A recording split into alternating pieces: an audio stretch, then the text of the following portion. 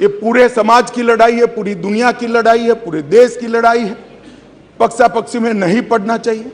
सबको साथ में रखकर कोरोना के खिलाफ की लड़ाई की शुरुआत हुई और मैं आज भी कहता हूं, मैं आज भी मानता हूं कि कोरोना के खिलाफ भारत सफलता से लड़ पाया है। उसका एकमात्र कारण है सभी जगह दुनिया में कोरोना के खिलाफ सरकारें लड़ी, भारत में केंद्र सरकार, राज्य सरकार और 130 करोड़ लोग एक साथ लड़े हैं। इसलिए हम मगर जब वैक्सीनेशन आया और उनको लगा कि तो देश बच जाएगा, तो मोदी वैक्सीन मैं दो नेताओं को बरोबर याद है, समाजवादी पार्टी के अखिलेश जी और राहुल जी, दोनों ने कहा है तो मोदी वैक्सीन है, देखो लेना मत, टेस्टिंग भ्रांति।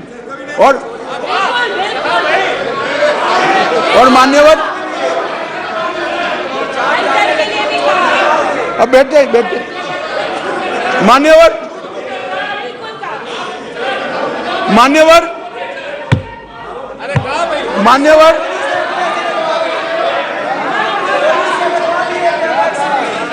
मान्यवर जनता ने वैक्सीन लेना शुरू किया। मोदी सरकार ने चाय पिलाकर वैक्सीन दी, फ्री ऑफ कॉस्ट वैक्सीन दी, पहला डोज दिया, दूसरा डोज दिया और 130 करोड़ लोगों को दोनों डोज लगाकर कोरोना से बचाने का काम। मान्यवर, इसके साथ साथ उस वक्त रोजगारी के प्रश्न खड़े हुए, लॉकडाउन का भी विरोध किया गया। मान्यवर, लॉकडाउन का भी विरोध किया गया।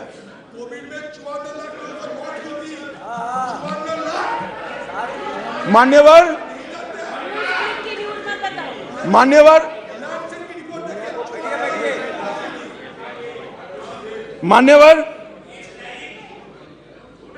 सबने कहा कि लॉकडाउन लगाओगे तो गरीब क्या खाए। हमारे सामने दो रास्ते थे, लॉकडाउन न लगाना और पूरे देश की जनता कोरोना में फंस जाए, लाखों करोड़ों लोगों की मृत्यु हो। लॉकडाउन भी लगाया, उसको भूखा भी नहीं रखा। मान्यवर, 80 करोड़ लोगों को प्रति व्यक्ति प्रति माह 5 किलो अनाज ये लॉकडाउन के समय में हमने गरीब के घर में पहुंचाया और उसका चूल्हा चला करा। और वो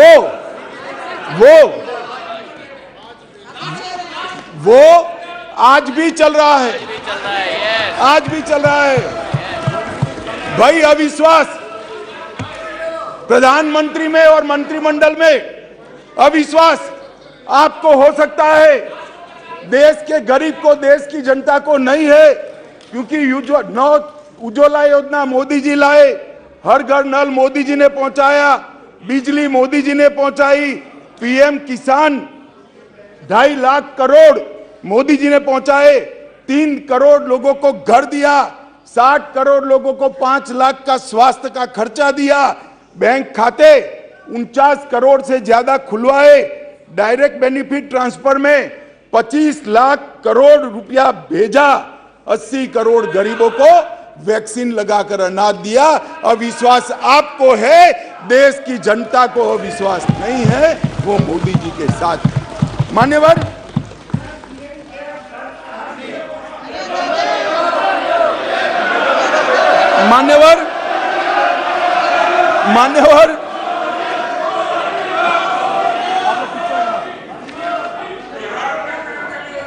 अध्यक्ष जी,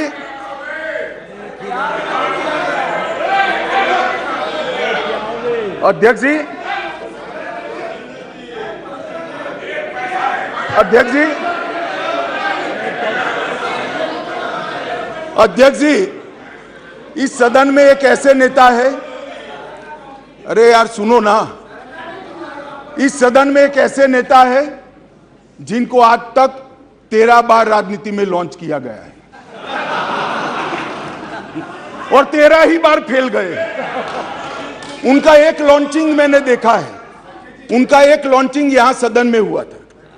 एक गरीब मां कलावती या ऐसा कुछ नाम, कलावती, बुंदेलखंड की बहन कलावती, उसके घर वो नेता भोजन करने गए और यहीं पीछे बैठकर गरीबी का बड़ा दारुण वर्णन, द्रवित हो जाए ऐसा वर्णन कर दिया।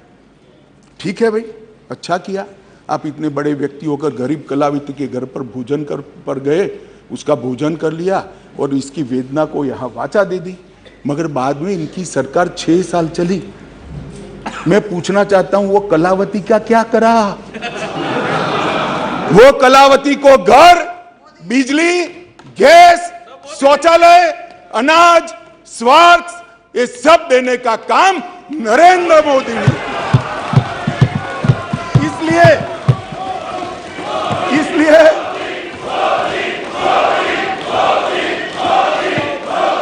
इसलिए जिस कलावती के घर पर आप भोजन पर गए हो, इसी को भी मोदी जी पर अविश्वास नहीं है, वो आज मोदी जी के साथ खड़ी है। मान्यवर, राष्ट्रीय पिछड़ा वर्ग आयोग बनाया, पिछड़ा वर्ग को संवैधानिक मान्यता दी, आर्थिक रूप से कमजोर लोगों को 10% का रिजर्वेशन इतने सालों के बाद पहली बार मिला और 2 बार राष्ट्रपति बनाने का उम्मीदवार चयनित करने का हमें मौका मिला।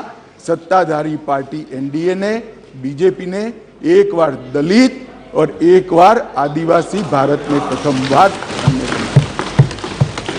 एक गरीबों के लिए काम करने वाली ये सरकार है। नरेंद्र मोदी जी ने गरीब कल्याण का जो यज्ञ चलाया है, इससे गरीब के घर में जाते हैं तो वो दिन मित्र कर नरेंद्र मोदी को बुलाते हैं।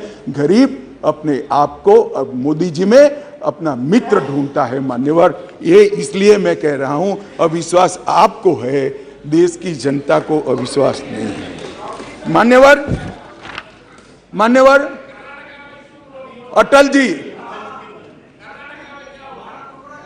अटल जी इस देश को 11वीं अर्थव्यवस्था छोड़कर गए।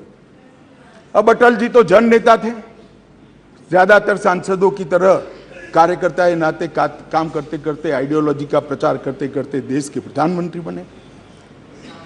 6 साल तक चलाया, 6 साल में 15वें नंबर से 11वें नंबर पर लाए, फिर एक अर्थशास्त्री प्रधानमंत्री बने, यूपीए की सरकार आई। मैं उनका धन्यवाद करना चाहता हूं कि 11वें नंबर से 12वें नंबर पर नहीं ले गए, उन्होंने 11वां नंबर संभाल कर रखा। और फिर नरेंद्र मोदी जी आए। ढेर सारे पंडित कहते थे मोदी जी देश का अर्थतंत्र कैसे संभालेंगे, मनमोहन सिंह चौपट कर गए हैं, सारे ग्राफ उल्टे हैं, सारे पैरामीटर्स आउट ऑफ कंट्रोल हैं। मगर गरीबों के घर से जन्मा हुआ ये आदमी, संघर्ष कर राजनीति में आया हुआ आदमी, सरपंच का चुनाव लड़े बगैर सफल मुख्यमंत्री बनने वाला ये आदमी नरेंद्र मोदी, इसने 9 साल में देश के अर्थतंत्र को 11वें से 5वें नंबर पर पहुंचाने का और मान्यवर मुझे भरोसा है,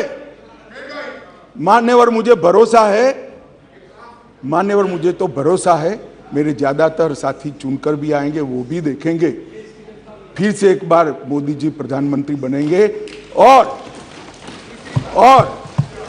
देखते देखते 2027 तक देश दुनिया का 3रा नंबर का अर्थतंत्र। मान्यवर, और ये मैं नहीं कहता, आईएमएफ भी कहता है, सारे सर्वेक्षण वाले विश्व भर के कहते हैं कि डार्क जोन में ब्राइट स्पॉट अगर कोई है, ब्राउन स्पॉट कोई है, तो भारत का अर्थतंत्र है ना। अभी नहीं कह सकते, बैठ जाओ, नियम आपको मालूम होना चाहिए, नियम पढ़ लीजिए, अभी नहीं कर सकते। अरे भाई, आपकी पार्टी ने आपका नंबर ही बोलने में नहीं रखा है, क्या खड़े हो कर बोलते हो? आप लीडर ऑपोजिशन हो ना, आप चर्चा शुरू करते हो ना, बोलने देते हैं आपको। अब मेरे भाषण में क्यों बोल रहे हो आप? आपको बोलने नहीं देते आपके पार्टी वाले, बैठ जाओ। मान्यवर,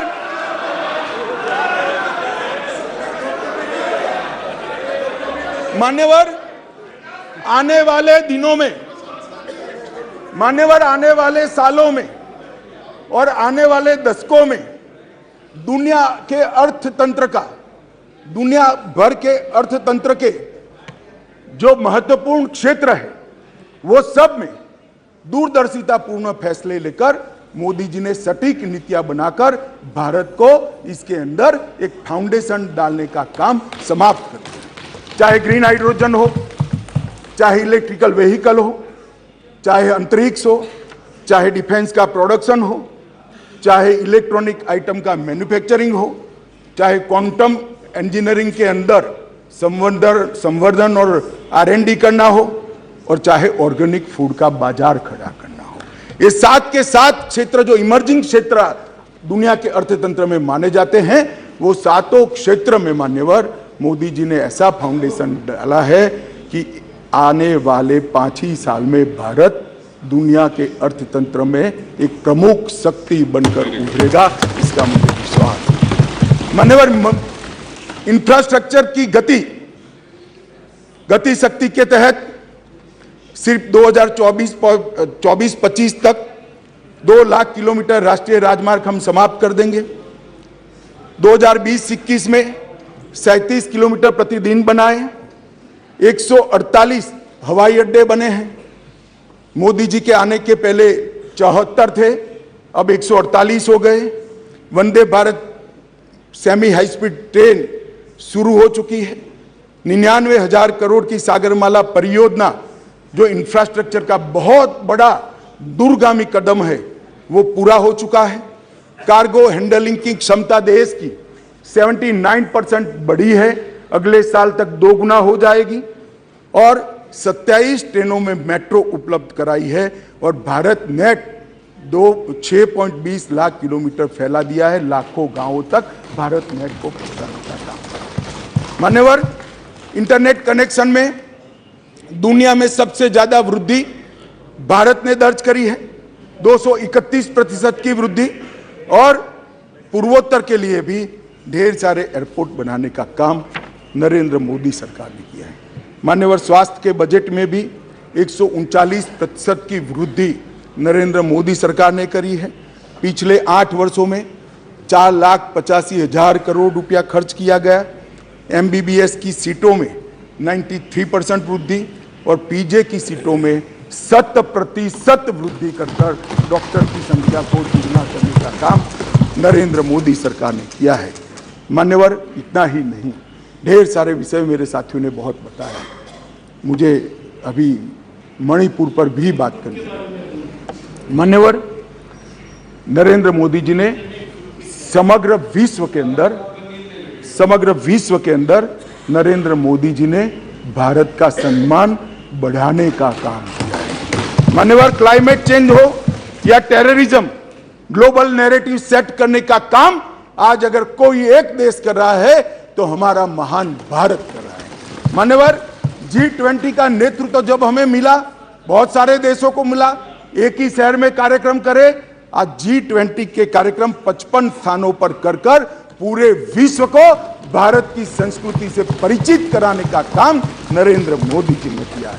और साहब, इन लोगों को पसंद नहीं आता, इसलिए अविश्वास विश्व भर में एक ही ऐसा नेता है जिसको 14 राष्ट्रों का सर्वोच्च सम्मान मिला है।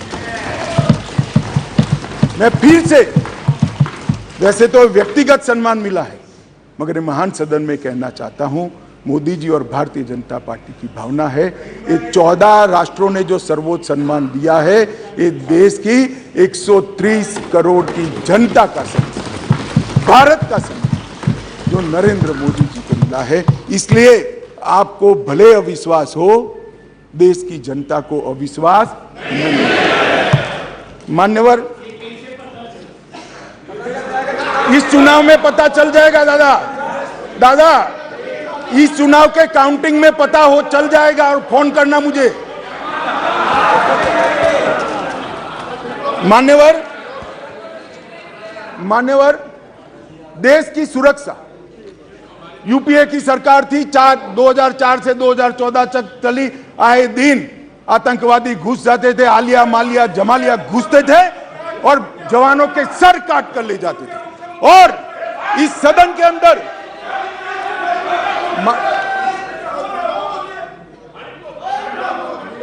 थक जाएगा, तुम मत बोलो, वो थक जाएगा, मैं नहीं थकूं।